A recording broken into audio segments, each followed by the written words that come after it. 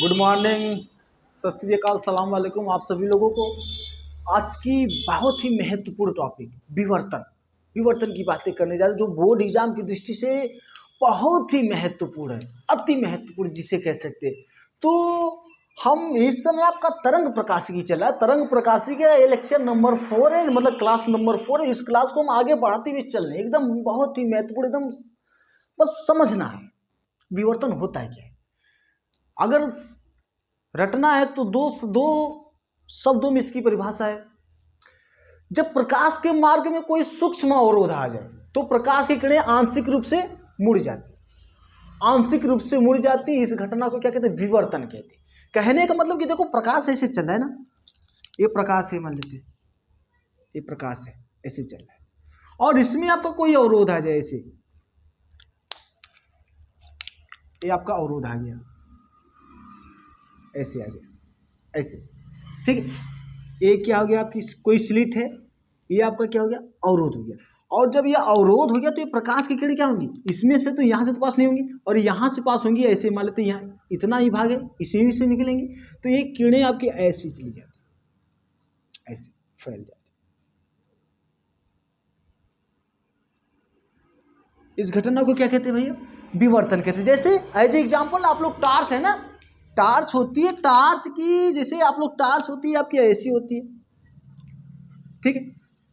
ये आपकी टार्च है मान लेते हैं, तो यहां से जो इसकी जो रोशनी होती है ऐसे निकलती है, ऐसे निकलती। इस घटना को क्या कहते हैं? विवर्तन कहते हैं। अब ये आंशिक रूप से मुड़ती क्यों है, फैलती क्यों है? अब मैं बताऊं, मैंने आप लोग उसमें व्यतिकरण देखो, व्यतिकरण और विवर्तन एक ही सिक्के के दो पहलू। व्यतिकरण और विवर्तन एक ही सिक्के के दो पहलू हैं। कैसे?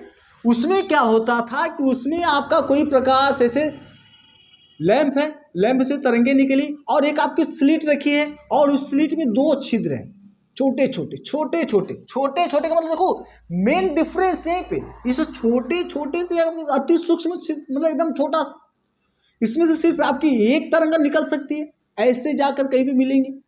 और इसमें क्या है, इसमें आपके छोटे छोटे छोटे छोटे कितने, बहुत सारी कीड़े होंगे, तो इसमें आपके छोटे छोटे छिद्र होंगे।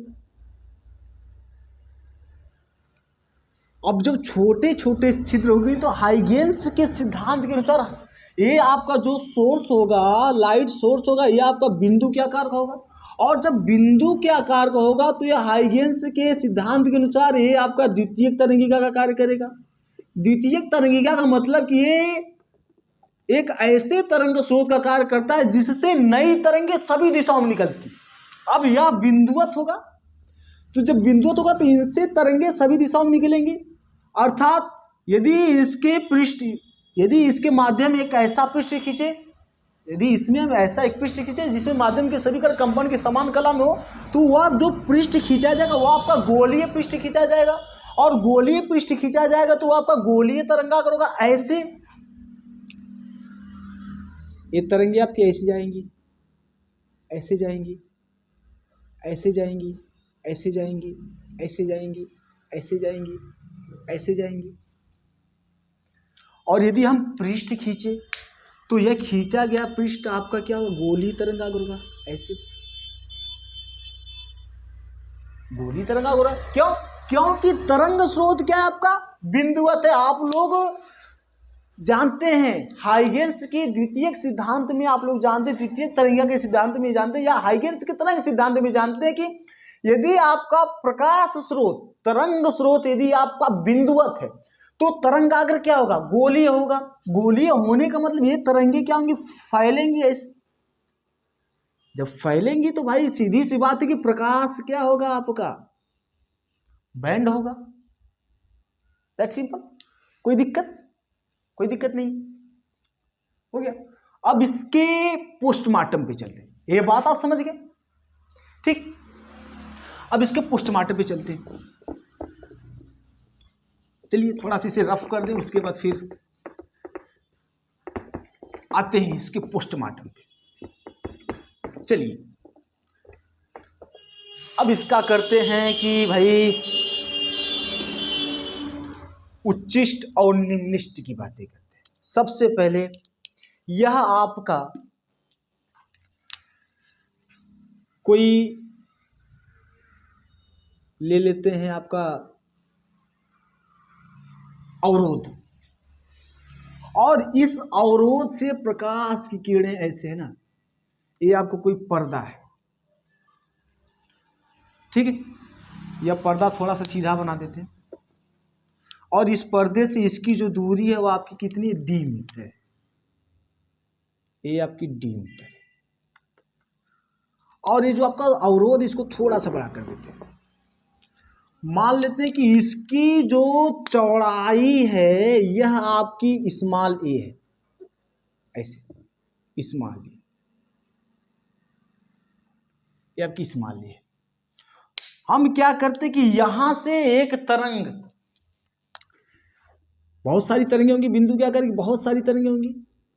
हम पहली तरंग ले लेते हैं, पहली तरंग और दूसरी तरंग, यहां से इस बिंदु से, यह बिंदु आपका मान लेते भाई, यह बिंदु आपका क्या है, ए है, ए, और यह बिंदु आपका बी है। ए बी, इसके बीच की दूरी क्या है भाई, आपकी स्मॉल ए है, ठीक है। यहां से एक तरंग आपकी निकली, ए किसी बिंदु पी पर गई, और दूसरी तरंग बिंदु बी से निकली, मतलब दूसरी तरंग, यहां लास्ट वाली तरंग ले लेते हैं ना। बहुत सारी तरंगें होंगी, क्यों क्यों बहुत सारी तरंगें, क्योंकि आपका जो प्रकाश स्रोत है आपका क्या, बिंदुवत है। जब बिंदुवत है तो बहुत सारी तरंगें निकलेंगी, ठीक। तो हम आखिरी तरंग ये ले, आपकी बी से निकल रही है, और ये कहां पे जा रही है भाई, इस बिंदु पी पर है ना, इस पे अध्यारोपित हो रही है, ठीक। इतनी बातें। पथांतर कैसे निकालते थे, देखो भाई, अब इनके बीच का हम पथांतर निकालते हैं। यह आपका यहां से बिंदु ए से चलने वाली तरंग, ए से एपी दूरी तय की, और बिंदु बी से निकलने वाली तरंग बी पी दूरी तय की है, इतनी दूरी तय की। अब हमें पथांतर निकालना है, तो पथांतर आप लोग को पिछली वाली क्लास में मैंने बताया था कि जैसे ए है और यह बी है और यह सी है, एक तरंग ऐसे गई और दूसरी तरंग ऐसे गई, तो हम क्या करते थे, C B minus A B कर देते थे, तो इनके यहाँ क्या आ जाता, पथांतर आ जाता था। किंतु यदि हम एक दूसरा बता देते, यहां से यदि हम इस पे लंब डाल दें तो यह वाला दोनों बराबर होगा, तो यह जो बचा है, इतना वाला पोर्शन जो बचा है, यह क्या होगा, पथांतर होगा। दैट सिंपल, कोई दिक्कत, चलिए आगे, कोई दिक्कत नहीं होनी चाहिए। अब देखो सेम यही प्रोसेस इसमें, ये क्या करते हैं कि यहां से इस पे हम एक लंब ऐसे खींच देते हैं और इसको कर लेते हैं यम, ठीक। ये आपका हो गया यम, ये आपका एपी एम पी दोनों इक्वल। बच्चा आपका यही जो बीएम होगा, यही आपका पथांतर होगा। तो ये आपका क्या हो जाएगा, तरंग द्वारा चली गई दूरी आपकी लैम्डा हो जाएगी, ये आपका पथांतर कितना हो जाएगा, लैम्डा हो जाएगा, कोई दिक्कत। और यहां से मान लेते कि यह वाला कोण आपका क्या, थीटा है, नहीं दिखाई दे रहा, बड़ा कर लेते हैं ऐसे, थीटा मान लेते हैं, यह वाला जो कोण है ये आपका थीटा। तो यहां पे यह आपका ऐसा, यह जो दूरी है, इस ए बी की जो दूरी है, मतलब ये जो आपका होल है, छिद्र है, इस छिद्र की दूरी आपकी ए है, यह वाला कोण आपका थीटा है, और यह वाला जो कोण है वह लंब खींचो तो यह वाला 90 अंश होगा। जब यह वाला 90 अंश होगा तो ये देखना ध्यान से है ना, ए वाला कितना होगा, 90 अंश होगा। तो इसमें आपको एक त्रिभुज दिखाई दे, देखो बेटे, रटना तो आसान है, समझना मुश्किल। एक त्रिभुज दिखाई दे रहा है, ये त्रिभुज आपका दिखाई दे रहा है, कौन सा त्रिभुज दिखाई दे रहा है भाई, त्रिभुज ए बी एम, त्रिभुज ए बी एम, ए वाला शेप देखो, ए वाला, ए यह 90 अंश का है। यह वाला कितना भाई आपका ए है, स्मॉल ए। तो यह वाला कोण जब 90 अंश है तो यह वाला कोण मान लेते हैं आपका क्या थीटा है, पहले से ही लिख लियो। तो इस थीटा के जो सामने वाली भुजा होगी, इस थीटा की जो सामने वाली भुजा होगी वह क्या होगी, लंब होगी। त्रिकोणमिति में जानते हो इस थीटा के सामने वाली भुजा क्या है, बी एम, ए वाली भुजा क्या होगी भाई, लंब होगी, लंब होगी। और यह क्या होगा आपका आधार होगा, यह ए बी क्या होगा आपका आधार होगा। यदि हम इस कोण के लिए साइन ले, थीटा के लिए साइन ले, तो थीटा के लिए साइन ले, तब क्या हो जाएगा भाई आपका साइन थीटा। साइन थीटा बराबर क्या होता है, लंब बट्टा आधार होता है ना। लंब क्या है आपका बी एम, आधार क्या है आपका ए बी। या आपका हो जाएगा साइन थीटा बराबर बी एम। यह बी एम कितना, यह बची आपकी तरंग इतनी दूरी चली, यह आपका क्या भाई लैम्डा। तो यह आपका हो जाएगा लैम्डा अपान ए बी का मान कितना है ए। या आपका हो जाएगा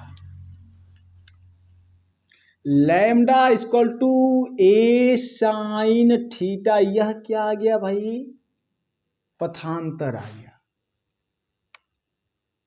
यह क्या आ गया आपका पथांतर आ गया। अब समझने वाली बात यहां है, ये तो पथांतर आ गया, देखना बस इतना ही, बहुत ज्यादा नहीं है, एकदम इतना ही। अब जब हम इसमें व्यतिकरण और विवर्तन, मैंने आपसे कहा एक ही सिक्के के दो पहलू हैं। अब जब हम इस पथांतर में, पथांतर आप लोग कलांतर वाला सूत्र मैंने आपको बार बार मैं बता रहा हूं, बहुत ही महत्वपूर्ण कलांतर वाला सूत्र आपका क्या है भाई, कलांतर but equal to 2 pi upon lambda into पथांतर।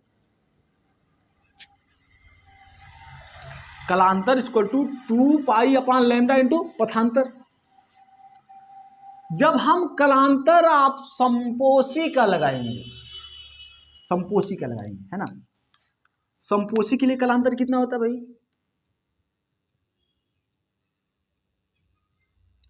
मतलब संपोषी का मतलब दीप्त फ्रिंज, कलांतर लगाए वो आपका क्या होता है 2n पाई होता है। तो यह आपका हो जाएगा 2n pi is equal to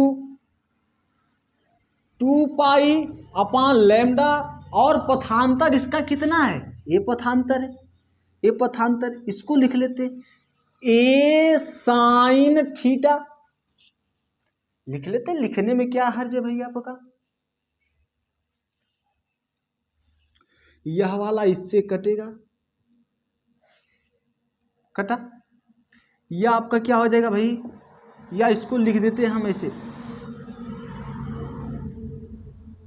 ये आपका लैम्डा इधर जाएगा तो आपका क्या हो जाएगा भाई एन लैम्डा इक्वल टू क्या हो जाएगा आपका पथांतर। या लिख देते हैं हम, क्या हो जाएगा भाई आपका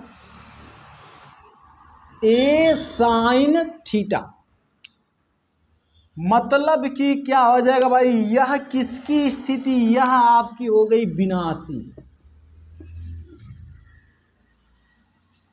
यह विनाशी की स्थिति। और जब हम कलांतर लगाएंगे ए वाला विनाशी वाला, विनाशी का कलांतर कितना होता है भाई, विनाशी के लिए, विनाशी के लिए आपका हो जाता है 2n-1 पाई। तो इस वाले में रख देते हैं, इस वाले में रखेंगे, कहीं भी नोट कर लेते हैं, इस वाले में जब रखेंगे तो आपका क्या हो जाएगा भाई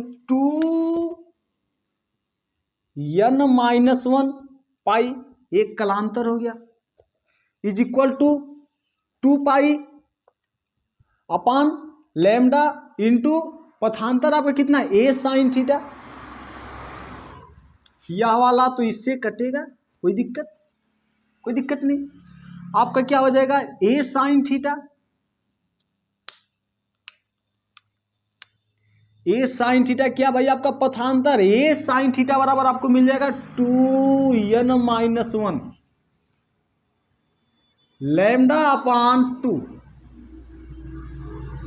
यह आ गई आपकी समपोषी की स्थिति। अब आप कहेंगे अरे सर जी तो जल्दी जल्दी में गलती कर बैठे। मैंने कोई गलती नहीं की है,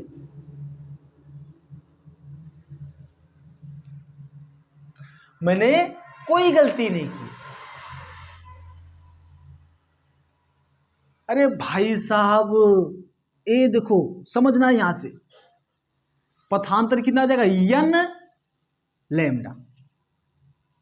यह आपकी आ गई विनाशी की स्थिति। विनाशी की स्थिति का मतलब यहां पे आपका जो प्राप्त होगी फ्रिंज यह आपकी निम्निष्ठ होगी, मतलब कि अंधेरा। और यह आपकी जो हम कलांतर लगाएंगे ना, जब कलांतर लगाएंगे हम विनाशी वाला तो हमें मिलेगा प्रकाश।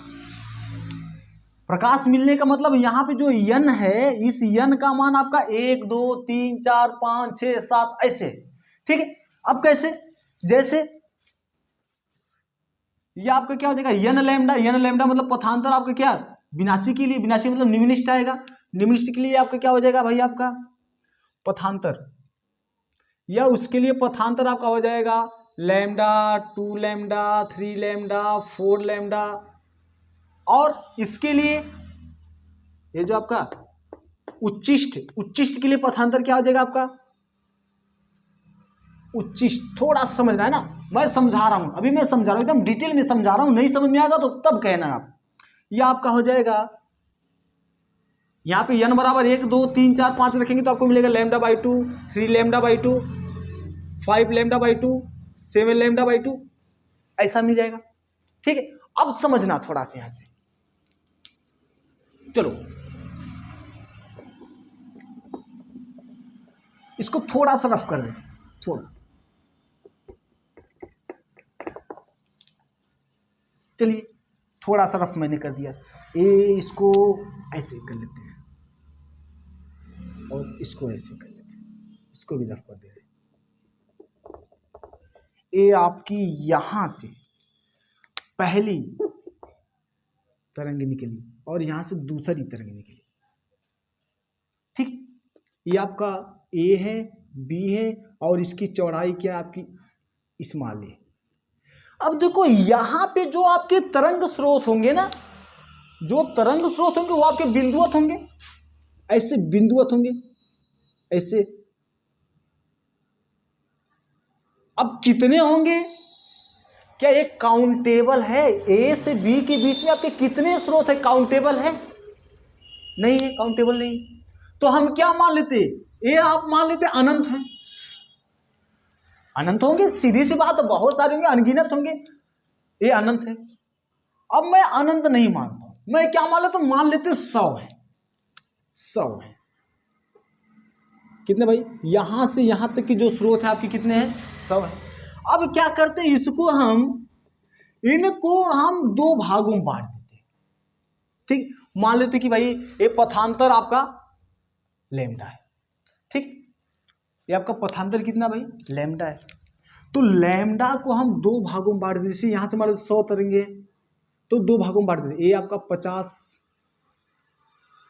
50, ठीक।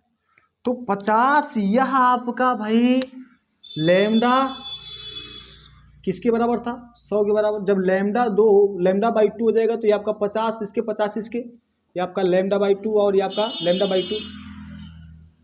यह लैम्डा बाई 2 इस लैम्डा बाई 2 को क्या कर देगा, कैंसल कर देगा। जब कैंसल कर देगा तो यहां पे क्या मिलेगा आपको, अंधेरा, मतलब यहां पे आपका निम्निष्ठ होगा, ठीक। यहां पे आपका निम्निष्ठ होगा। अब पथांतर में 2 लैम्डा ले लेता हूं, ये 2 लैम्डा ले लेते हैं। 2 लैम्डा का मतलब क्या है, यहां पे कितना 100 है, हम इसको क्या करते 2 लैम्डा है, पहले 2 भागों में बांटते तो आपका हो जाएगा लैम्डा, ये आपका क्या हो जाएगा लैम्डा। अब फिर इसको दो भागों, मतलब पहले 100 था, 100 को मैंने दो भागों में 50 में भाग बांट दिया। अब फिर क्या करते हैं, इसको हम 25 मतलब इसको भी दो भागों में बांट देते हैं। तो यह ऊपर वाला भाग क्या देगा, λ/2, यह वाला आपका क्या देगा, λ/2। कोई दिक्कत, समझ लो। ये भी 50 बच्चा है, इसको भी दो भागों में बांट देते, 25, ये आपका क्या हो जाएगा, λ/2, और ये आपका क्या हो जाएगा, λ/2, ऐसा हो जाएगा। तो क्या होगा, यह वाला इसको काटेगा, यह वाला इसको काटेगा, बचा क्या आपका, कुछ नहीं। तो कुछ नहीं बचा तो यहाँ पे क्या हो जाएगा आपका, निम्नलिखित की स्थिति आएगी। कोई दिक्कत है, दिक्कत नहीं है। अब 3λ, पथांतर आपका 3λ, इसका मतलब क्या है, हम क्या करते हैं, इसको सबसे पहले 3 भागों में बांटते हैं, लैम्डा लैम्डा लैम्डा, 3 भागों में बांट दिया, ठीक। अब उन सब का आधा करते हैं, जब इन सब का आधा करेंगे तो आपका क्या जाएगा, λ/2, इसके लिए आपका λ/2, इसके लिए आपका λ/2, यह वाला इसको, यह वाला इसको, यह वाला इसको काटेगा, क्या मिलेगा आपको, ऐसा। कोई दिक्कत, चला जाएगी। ये तो भाई निम्नलिखित के लिए। उच्चिष्ट की बात किया जाए, उच्चिष्ट में हम इसको भी छोड़ देते हैं, जो आपका λ/2 इसको छोड़ देते हैं, हम 3λ/2 की बातें करते हैं, 3λ/2 की बातें करते हैं। 3λ/2 का मतलब क्या है, यहां से आपके इस AB के बीच से कितनी तरंगे जा रही हैं, 100 तरंगे हैं, मान लो 100 आपके तरंग स्रोत हैं, ऐसे आपके तरंग स्रोत बिंदुवत ऐसे, ठीक है। अब इसको हम 3 भागों में बांटना, 3λ/2 है ना, तो हम इसको 3 भागों में बांट देते हैं। यह वाला पहला वाला मान लेते हैं आपकी क्या है, यह आपका λ/2,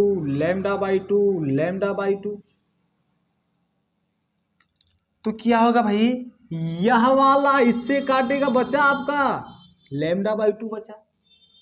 तो जब λ/2 जाएगा तो यहाँ पे क्या होगा भाई आपका, यहाँ पे आपको मिलेगा उच्चिष्ट, और यह जो स्थिति होगी, यह स्थिति किसकी होगी, समपोषी की। समपोषी की स्थिति कैसे होगी, आपने कालांतर किसका लगाया था, विनाशी का, स्थिति किसकी आई, समपोषी की। कैसे आई, ऐसे आई, यह चमकेगा, यह वाला तो इस वाले को काटेगा, लेकिन बचेगा ये तो नहीं कटेगा।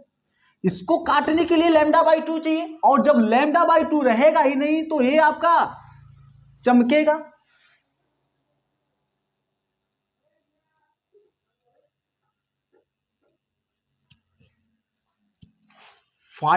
λ/2। अब हम इसमें क्या करते, इसको 20-20 में कर देते,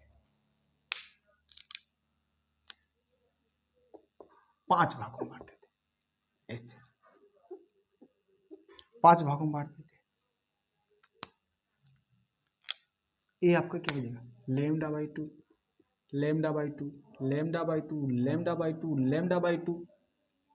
ये वाला इससे काटेगा, ये वाला इसको काटेगा, बचेगा आपका ये वाला लास्ट वाला बचेगा। कोई भी बच सकता है, उच्चिष्ट देगा। तो ये घटनाएं आपकी क्या हो गई, जो विनाशी है निम्नलिखित होगा, जो संपोषी है वो आपका क्या होगा, उच्चिष्ट होगा। ये आपका है विवर्तन, ठीक है। अब फार्मूला आपका वही रहेगा, बस क्या था उसमें, D की जगह पे क्या हो जाएगा भाई आपका, A हो जाएगा, ठीक है। गणितीय निरूपण अगले क्लास में कर देंगे हम। नहीं समझ में आया तो कमेंट सेक्शन में तुरंत लिखो, नहीं समझ में आया मैं इसको फिर से समझाऊंगा।